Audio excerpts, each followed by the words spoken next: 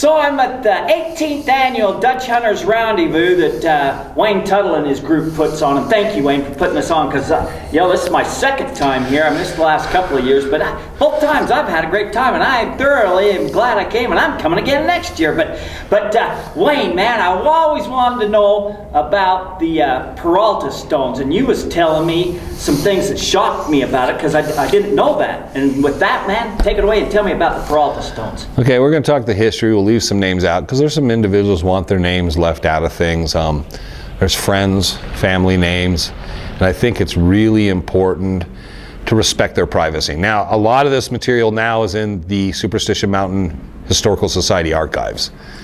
So because the information's there and a lot of photographs and stuff, we can freely talk about it because it's second, third hand. It's went through a number of people and it's there for public dissemination. So what happens, there's a gentleman I talk about all the time, Gary Cundiff, and he went down to Texas to visit the descendants of Travis Tumlinson who found the stone maps. He went down and found Travis carved a lot of stuff in rocks and did stuff, and it made him curious, like, okay, we have stone carved maps, and we have a guy that carves stone things. This seems kind of coincidental. And he looks around, and the family gave him the gist and said, oh yeah, he wrote this manuscript, which Travis Tumlinson, there's a book about the stone maps, but it's by Travis Marlowe, who I'm trying to remember the guy's name offhand. But anyways, it was a guy that Travis's wife sold the maps to later. Travis Tumlinson did write a book, and it's kind of different. He changes the story, which is what happens in a lot of stories. Everybody changes the story. And he wrote a book about it and how he found the map, his version at that time, which is different, quite different. Well, Gary went down, and Gary kind of felt like, I'm not sure, kind of like, I got a lot of doubts. So he started going through and checking things and the carvings and comparing the carvings, like basically doing a forensic. The carvings look like this, and then the stone map letters look like this, and seeing if it's the same guy. He felt, okay, that's, you know what?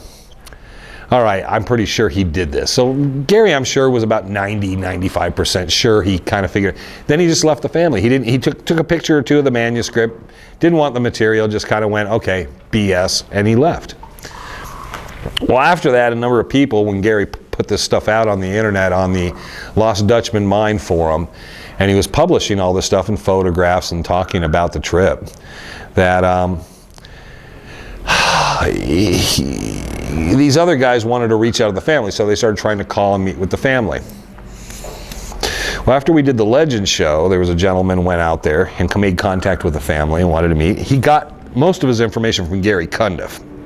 So he talked to Gary Cundiff, took that, got the names, called the people, set up, but he had an ace in the hole. They watched Legend of the Superstition Mountains, and they really like Frank Augustine. So he takes Frank Augustine with him to Texas, and they're like, it's Frank Augustine. Now, I'm not going to say anything negative about them or anything, and stereotypes and people from Texas or down south and stuff. Frank, those can be his people, and they love Frank's style. Yeah. So that was just like a meeting of lost and lost family.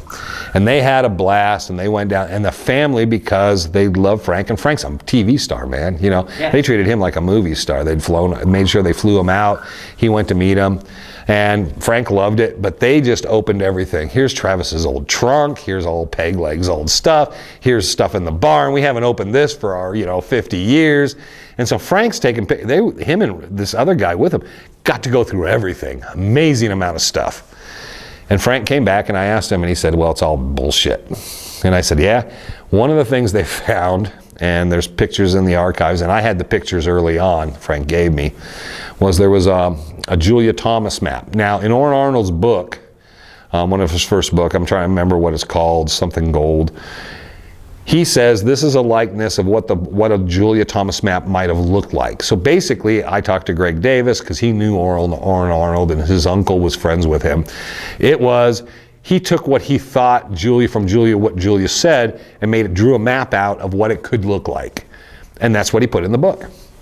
It's not a Julia Thomas map. The Julia Thomas map does not exist. That's Orrin Arnold made that for the book to represent what one could look like, because nobody's ever found a Julia Thomas map.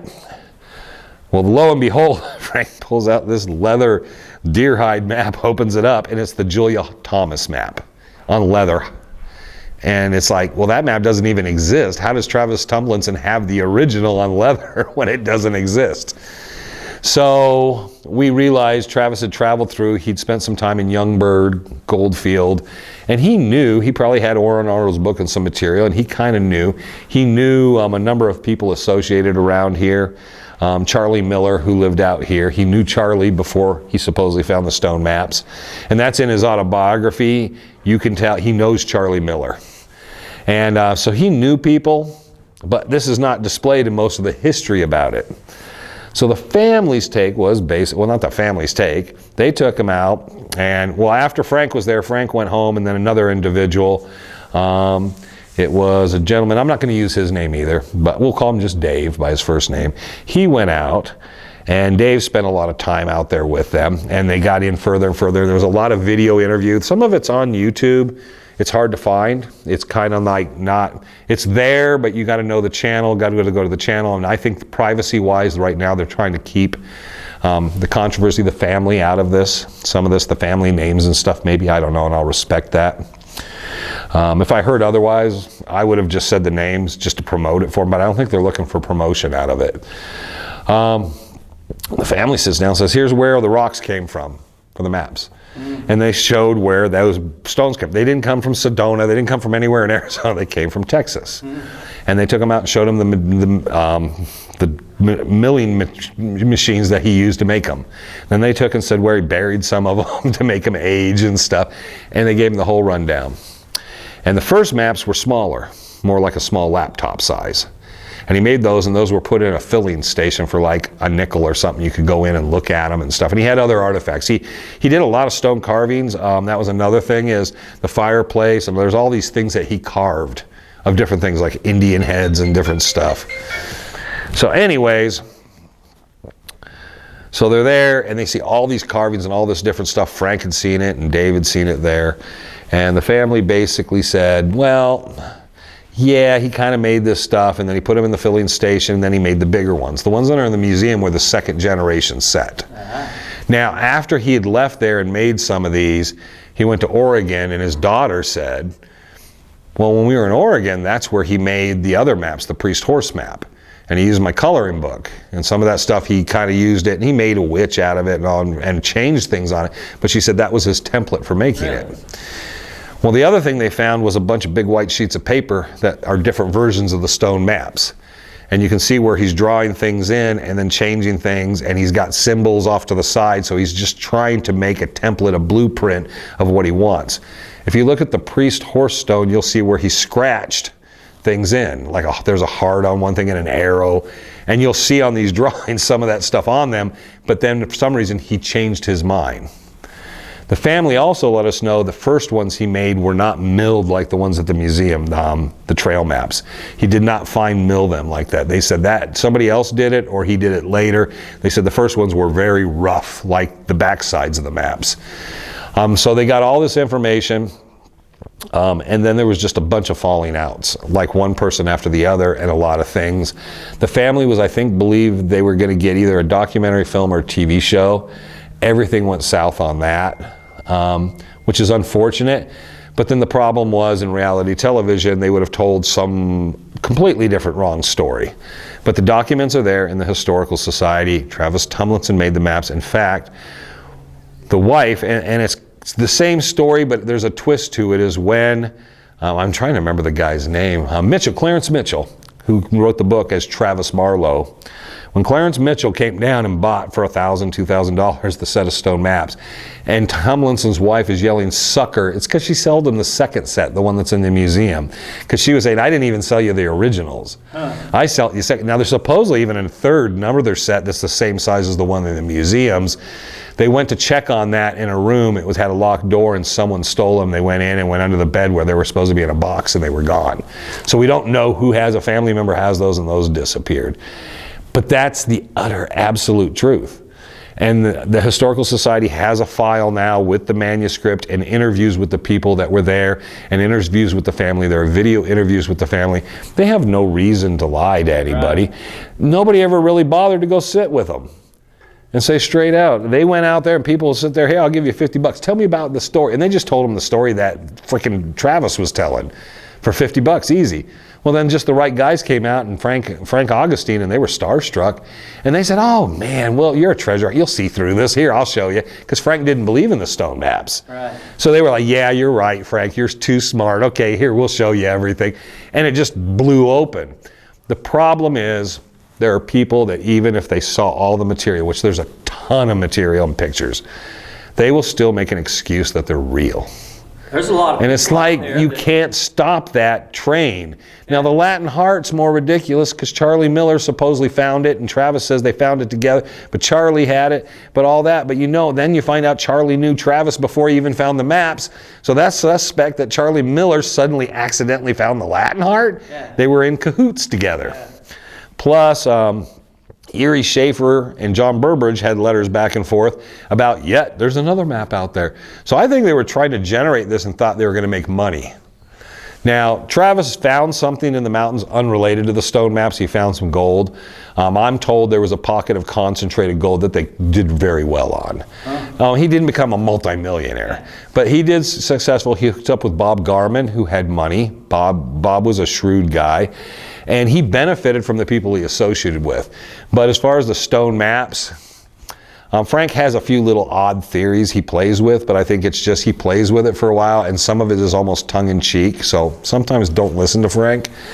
But Frank was there. He doesn't like talking about it. He became very close with the family, and because of his closeness with the family and their friends, he was always reluctant to talk much about it because he feels like he could be betraying their trust. Right. But at that point, him and Dave and the other people that have been out there and the families talked to, there's enough interview, transcripts of the interviews with different people that all match, that you have the story. So I know Frank's story because they tell Frank's story for Frank, and I know Frank's story because I immediately heard it. And so the stone maps were created by Travis Tumlinson. He created more than one set. I don't know if they're all three sets are identical and if there's any more. But he created all that, and the basic idea was to get investors, people involved, see what he could do. Because Burbridge and Schaefer are talking about, we could maybe buy, there's a new map we might be able to buy. And that suspect is why all of a sudden there's maps available from the guys that found the original maps. So I think they were thinking they could make money off of this. And I think Charlie Miller, where Travis lived in Oregon and traveled to Texas, it wasn't a big deal. Charlie Miller lived out here. Well, everybody's hitting his house and bugging him and driving him crazy. So Al Reeser went out. Charlie was frustrated, done with the whole thing because he realized all the problems it was causing. So he let Al Reeser trace it out, and then he smashed it into pieces and got rid of it. Now the heart, they basically say that was Travis dropped it. And he just didn't want to make a new one at that point. He didn't want to bother when he made the second. That's maybe why he made a third set of maps, because he was standing there and they said it slipped out of his hand accidentally while they were talking after he'd done it and he was doing something with it. And it slipped out, broke, cracked, they glued it together. And they don't know why they're so discolored like they are. But they said the milling wasn't done on that set. So they don't know who did the milling, whether Travis did it later or someone else, maybe the Flag Foundation or Clarence Mitchell, someone milled it at a certain point. So, but then they went through several people, and that's one of the reasons that nobody's ever made money off of them. Nobody's been able to sell them. We never get the results, the forensic or the actual results, like, oh, the FBI tested them, and where's that official report? We never hear it because I think most of the time it dead ends where they go, we had a problem. And at that point, it's better to keep the myth alive. But again, everyone that believes in them, that spent their life believing in them, I felt that way with the profile map and certain things when I found there was a lot of problems with things. I know where people are coming from. I know how it hurts that you got to change. Yeah, there's a lot but of people. stone map guys, the guys in the stone maps spend their whole life, and they will argue with me, I found the mine, it's because the stone maps. No, the stone map, every stone map, I've talked to 1,000 of you or more. You all have a different interpretation, a different place, and you say it's there. It's impossible for it to work that way. It's just not, it's because it leads nowhere that you can fit it anywhere. And if you understand that idea, I could draw a map that technically has nothing to do with the mountains, technically, And if you think it has to do with the mountains, you could place it anywhere because it places nowhere. That's the genius of what Travis did. And because of that, it doesn't do anything. You're not going to find gold bars. There was no Jesuits, none of that. And then when you watch Legend of the Superstition Mountains, Frank brings me in the Superstition Mountain Museum. We walk over in front of the stone maps, and the first words out of my mouth are, Frank, why are we here? You know these are fake. Because Frank knew and I knew. And we were talking, and Frank says, yeah, I know they're fake, but I got this original map from the Tomlinsons, and he has this map, which was a rendering, not quite the map from the Tomlinsons, but he had a rendering of one of the maps he found of peg legs, and we used that. But we actually say in the show, it's fake. These are fake. These are the second generation. And everybody still thinks, because we went to the museum and Frank was into the stone maps to a degree, that we were stone map guys, and we weren't. We never were. I never was. The first time I saw them was in Robert Sikorsky's book, which came out sometime in the mid-late 70s. I bought it, I looked at it, and the first time I looked in that book and saw the pictures, I thought, why would anybody buy this? Not the book, because the book's awesome. It's about Celeste Jones and Ed Piper's feud. But why would anybody buy into this stone map stuff? I just instantly said, this is no. And I always had that feeling, but I'm honest enough to always go to the lengths to research and look at the family, look at the interviews, spend time with people. And stone map guys, I'm sorry, I'll still listen to you. I'll still take your calls. I'll still read your emails. I just want you guys to gently understand is that if you found a gold mine, you found it by complete accident, unrelated to anything to do with this. You got lucky. And it's completely unrelated to this. If you spent your entire life, you wrote books on it and stuff, I'm sorry. I've explained this to Bob Schuss and Rick Gwynn. I don't think they heard a word. Once I was finished, they didn't capture a word because they believe in this stuff. That's fine. I can say it, you can hear it. If it's the truth and you don't want to take it, I don't care. It doesn't bother me because there's the other problem. If I'm out there in the mountains looking for something and you're using that as your template and you don't know what you're doing and you think you found something, I know you didn't, you're no threat to me. You know, I'm fine, man, go dig all you want over there. I'm good. I'll sit there and film and watch. I'll help you dig in the spot. You know, I'll come out for a meal and dig with you and have fun. But it's not meant, and people say, oh, you're being mean to us, or oh, you don't believe me. No, I don't believe you because I know the truth. And that's a problem. The truth will always get in the way. And the truth is, Travis Tomlinson made the Peralta stone maps. He made more than one set. Second generation sets in the museum. There's absolutely no doubt about it. The museum people in the museum can say these are the originals. Greg Davis, who's the archivist, has the file that explains that's not the truth. So the very historical society that the museum's based with and in part partnered with has the material that says no. They are part of the legend. They are part of the history. Travis Tomlinson is part of that history. There's no way you can separate it now. It's not about truth. It's about the truth is it was a big story in a lot of things in Life magazine, but that story is forever embedded with the Superstition Mountains. So there's your story without all the peculiar little tiny details and pictures and stuff, but they're out there. You can go find them. Don't ask me for the pictures because Frank asked me to never share them with anyone else. So I'll sometimes show someone one of them, but I'm not going to share them. Go to the archives, go talk to the archivist, and he will let you see this stuff and you can see it.